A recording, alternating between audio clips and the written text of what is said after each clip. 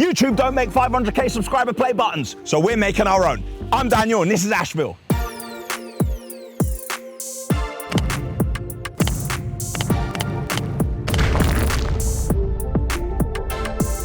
We began taking content seriously in January of 2020, and I'm happy to say reached 100,000 subscribers relatively quickly. I was overjoyed when YouTube sent us the 100k subscriber play button to immortalize our achievement. Since then, we've pushed on with content, and I'm happy to say the channel surpassed 500,000 subscribers in May of 2024, which I thought was call for celebration, but YouTube didn't feel the same way. Officially, the YouTube play buttons are firstly 100,000, 1 million, courtesy of our friends at Yanni Mize, 10 million, courtesy of Woody and Kleiny, 20 million. YouTube has made a few custom one-off play buttons, one of which was for Marvel. 50 million. Again, YouTube gifted a few custom play buttons, but these are very rare. 100 million. The red diamond play button, which currently comes in a red suitcase as Mr. Beast has shown us. And finally, 200 million. There are only 2 of these currently in existence because there are only 2 channels with over 200 million subscribers. Anyway, coming back to reality, as I said, we passed the 500k subscriber mark, and I realized if we wanted a play button, we would have to make it ourselves. While we can build anything, we didn't want to go too out there and thought we would keep it within the realms of the 100k and million subscriber play buttons. But in what material? The obvious option right away was concrete, as this is a material that we produce and supply on a day-to-day basis. But that felt like the simple option. And when did Ashville ever do anything simple? We began to look at the materials we use on our construction sites, but it had to be strong, practical to work with, and look good. We got it down to 2 options: stone, which you may find on a kitchen worktop, and steel, which you may see us using in the structural elements of our construction projects. Now, we couldn't decide between the 2, so we decided to make both.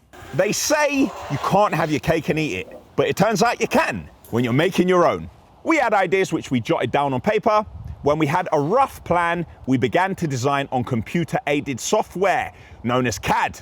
Once the design was finalized, we deconstructed the 3D model into 2D shapes for workshops, machines, and sculptures to work from.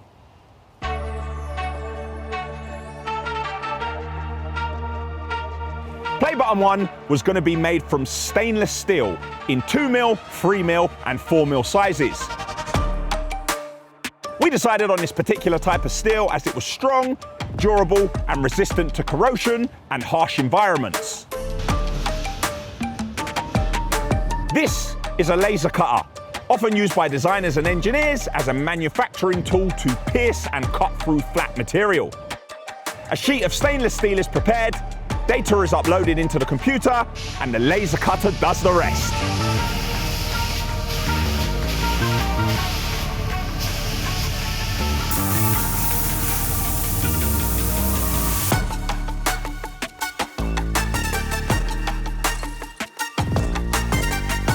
Once cut, the smaller parts needed a little bit of persuasion to detach themselves.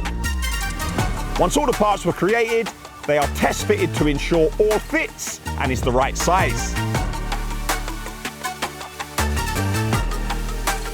Now it's time for polishing.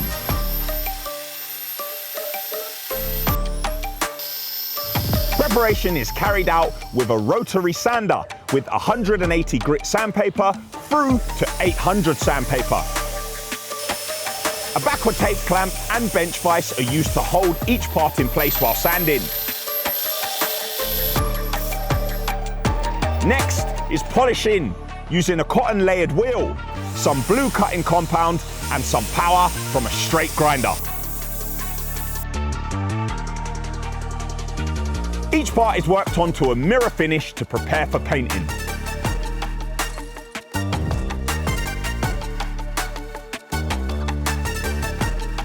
The Ashville colour palette is a simple one, but we ensured we provided the correct codes for both Ashville yellow and black. These concoctions you can see being mixed up a clear lacquer with added colour to create the right tone. Then it's into the booth where paint is applied with a generous but even finish from air spray guns. These are normally used for paintwork on cars and lorries.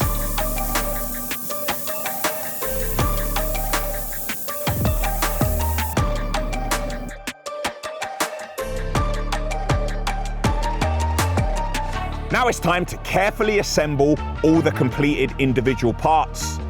Glue is mixed and spread. The piece is put in place and held with clamps to ensure good contact.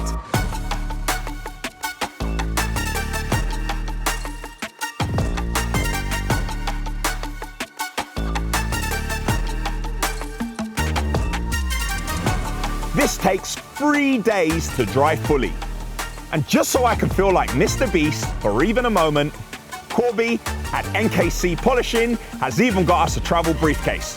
So if I need to take our play button anywhere, whilst in transit, I can handcuff it to myself for safety. Now it's time for the stone play button creation, which starts in a Lancaster sandstone quarry. We're working with Stone UK, who specialise in new and reclaimed English stone. Material is excavated and quality checked. We're looking for Abbeystead sandstone, which has tight grain with colour character suitable for carving. Once selected, there are 2 stages of cutting, both with circular stone saws, with diamond blades and water fed to keep it cool. First is a primary cut, which takes a block down to a slab.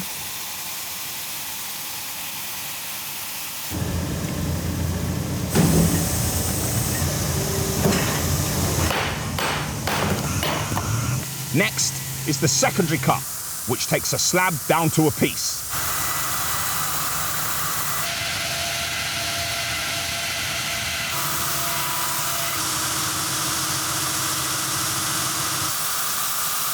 Three pieces were cut and examined, and one, aka the chosen one, was selected. For the next step, we're at Lancaster Castle on the Duchy of Lancaster estate, who we thank for access to this historic site. Alan Ward, master carver, who normally works on sculptures, has agreed to apply his legendary skills and artistic touch to our play button. As this is something which has never been done before, Alan creates a clay model first, as a stepping stone to interpret our design correctly before he starts carving the stone. The design is manually drawn onto the stone, and the carving tools of choice are a range of hammers and chisels of all sizes. To add to the character and give depth to the flat block of natural stone, a number of techniques are used.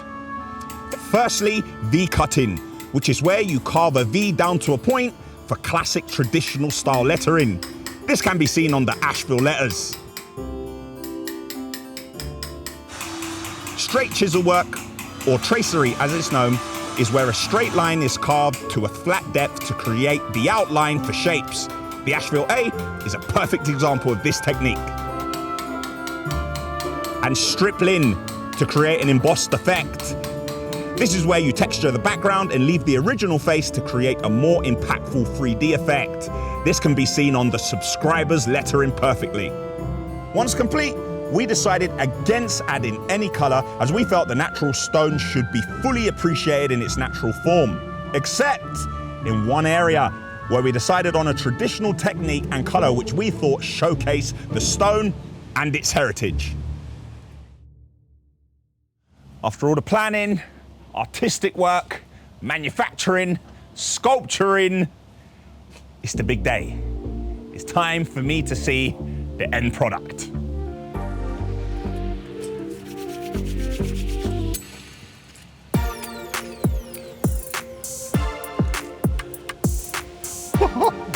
Oh my goodness. Look at that. I don't want to touch it. That is unbelievable. I'm trying to work out which one I like best. This is very modern and slick and fits in with decor, but this is very classic, traditional. This piece of stone's got so much heritage. It's probably in the ground for about 200 million years before it was extracted. And the person who's done this has got 40 to 50 years of experience. But this has been done by machines, companies which specialize in steel, in architecture and design. I'm not surprised they look so good. They look better than what I thought they would. Unbelievable. Oh, this one's much heavier. This must weigh about 25 kilos, I would say. To look after them, I'm not sure what to do with the stone. Maybe we can put a sealant on it, kind of like when we put natural stone in someone's house. And this one, it's sort of like a mirror. So you kind of have to use a microfiber cloth in order to keep all the fingerprints and ensure that you don't scratch any of it. I have no idea where I'm gonna put them. These will look nice next to the 100,000 plaque, but I think we'd have to put some sort of shelf that bolts into the container because this would drag everything down with it. This should be slightly easier to put onto the wall, but it's not light. It's just lighter than this one. And I need to ensure that I do not get any scratches at all on this because I'm loving this mirror finish. The next milestone for us is 1 million subscribers, where YouTube will issue a play button. But that's not enough for us. We're gonna make a life-size engraved concrete version, which will sit right next to this concrete A. Thank you for watching. Let us know what play button you prefer and any other materials you think we should experiment with. A big thank you to everyone who helped make this happen, especially Colby Gurney from NKC Polishing and David from Stone UK. Company details are in the description.